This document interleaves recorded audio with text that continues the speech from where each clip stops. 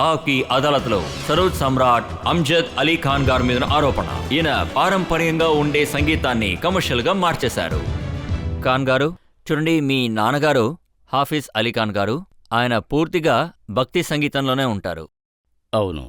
ఆయన ఎప్పుడు కూడా మ్యూజిక్ని అమ్మటం పక్కన పెడితే ఆయన ఎప్పుడు కూడా ఆయన మ్యూజిక్ని రికార్డ్ చేయడానికి అనుమతించారు. అవును, మీరు చెప్పేది నిజమే. కానీ మీరు మ్యూజిక్ కొట్టే తెరిచారు. ఇది కాంప్రమైజ్ అవ్వాల్సిన అవసరం వచ్చింది, ఎందుకంటే ప్రపంచమంతా వినేవాళ్లు ఎక్కువైపోయారు.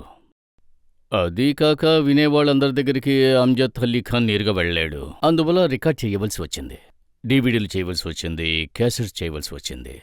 దాని వెనుక వ్యాపారం మాత్రమే కాదు, దాని ఉద్దేశం ఏమిటంటే మన కళని దేశమంతా వ్యాపించేలా చెయ్యొచ్చు. ఆ పారంపర్యానికి చెందిన వాళ్ళు అంటే మీ నాన్నగారు ఇష్టపడంది ఒకటి, ఆయన సంగీతం కొట్లలో వినిపించకూడదని అనుకున్నారు. అవును. ఆ పారంపర్యానికి చెందిన వాళ్ళు మీరు ఒక మ్యూజిక్ కంపెనీనే తెరిచేశారు. మీరు చెప్పేది కూడా నిజమే, ఎందుకంటే మన మ్యూజిక్ కంపెనీలో అడ్వాంటేజ్ ఏమిటి అంటే మనకు నచ్చిన విధంగా మనం రికార్డ్ చేసుకోవచ్చు. అదే బయట కంపెనీ అయితే వాళ్లకు ఇష్టం వచ్చినట్టుగా అలా కావాలి ఇలా కావాలి అని అంటూ ఉంటారు. కానీ అసలు విషయం ఏమిటంటే క్లాసికల్ మ్యూజిక్ కమర్షియల్ అసోసియేషన్ చేయబడుతోంది. తర్వాత అదేమిటంటే మనం ఇప్పుడు ఈ ప్రపంచం మధ్యలో ఉన్నాం. మనం పర్వతాల్లోకి వెళ్ళి సన్యాసం స్వీకరించి ధ్యానంలో మునిగిపోయామంటే వినేవాళ్ళందరూ చాలా బాధకు లోనవుతారు. ఒకనొక కాలంలో చూసారంటే మీరు అద్దె కట్టడానికి కూడా డబ్బులు లేక ఇబ్బంది పడ్డారని విన్నాను. అవును. కానీ ఈ కాలంలో మీరు 6 నెలలకు ఒకసారి మర్సిడీస్ బెంజ్ కార్ మారుస్తున్నారు. అవును. ఇదంతా ఆ దేవుడి ఆశీర్వాదం. దేవుడు ఆశీర్వాదమా లేకపోతే ఇది మీ బిజినెస్ ట్రిక్ అని మేము అనుకోవాలా?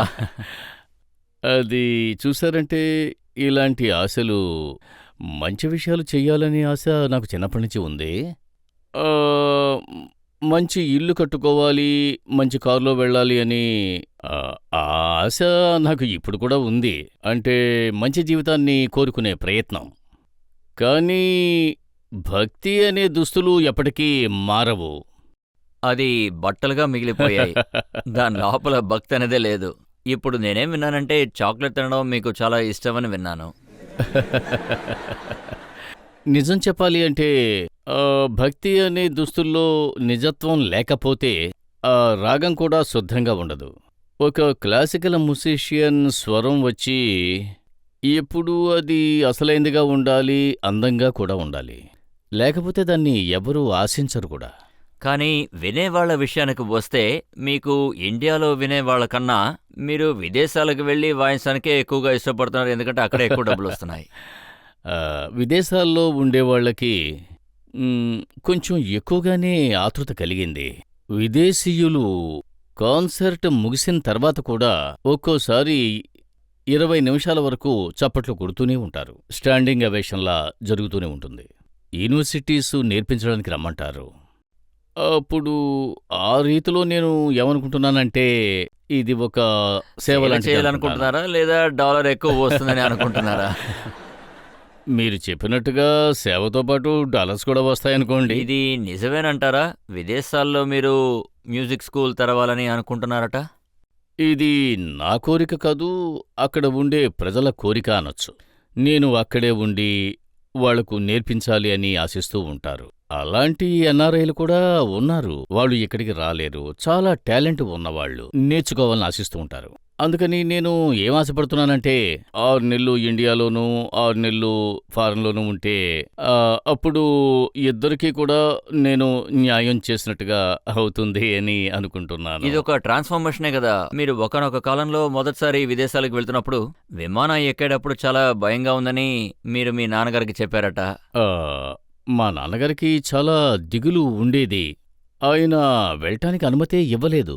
కానీ నన్ను విదేశాలకు పంపించేవాళ్లు మా నాన్నగారిని కష్టపడి ఒప్పించారు. అయితే ఈ కాలానికి చెందిన చెట్సెట్ మాస్టర్ మిమ్మల్ని అనొచ్చు.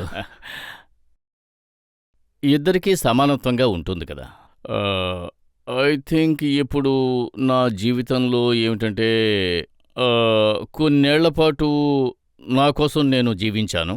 ఆ తర్వాత మిగతా వాళ్ళ కోసం జీవించాను, వాళ్ళకు కూడా సేవ చెయ్యాలి అనుకున్నాను. ఆడియన్స్ మిమ్మల్ని ప్రశ్నలు అడగాలనుకుంటున్నారు. ఆ, మీరు అడగచ్చు మొదటి రోలో. ఉస్తాద్ బిస్మిల్లా ఖాన్ గారు మీ కాలంలో ప్రముఖులు, మీరు మీ కాలంలో పెద్దవారుగా ఉన్నారు. ఆయనకి భారతరత్న అవార్డు అయితే దక్కింది, కానీ మీ పేరుని ఇప్పటి వరకు కన్సరే చేయలేదు. దీని గురించి మీరు బాధపడట్లేదా? లేదు, నాకు ఇంకా 80 ఏళ్ళు రాలేదు కదా.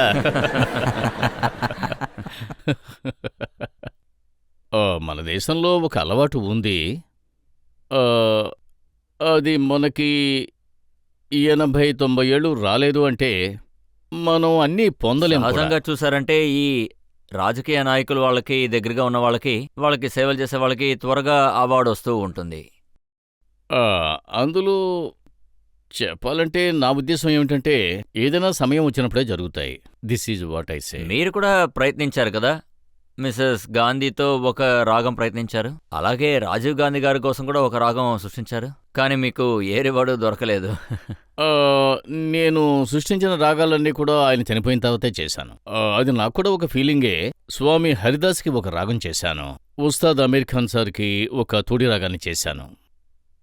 ప్యారిస్లో మహాత్మా గాంధీ గారి 125వ జయంతి చేసినప్పుడు నరసింహరావు గారు అక్కడికి వచ్చారు. అప్పుడు నేను బాపు గారి కోసం ఒక రాగం క్రియేట్ చేశాను, బాపు కోస్. అది చాలా అద్భుతంగా వచ్చింది.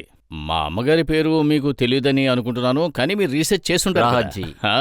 రజిత్ సార్ అన్నిటి గురించి బాగా రీసెర్చ్ చేస్తారు. సాధారణంగా ప్రజలకి కళాకారుల వాళ్ళ తల్లుల పేర్లు తెలియవు. మా అమ్మగారి పేరు రాహత్ జహాన్, ఆవిడ పేరు మీద కూడా ఒక రాహత్ కోస్ అని ఒక రాగాన్ని క్రియేట్ మీరు చేశాను. మన్మోహన్ సింగ్ గారి పేరు మీద కూడా రాగం వేస్తారా? ఆయనకు ఆ దేవుడి ఆశీస్సులు ఎప్పుడూ ఉంటాయి. ఆయన దీర్ఘాయుషుగా ఉండాలి, ఇంకా ఎన్నో మంచి పనులు చేయాలి.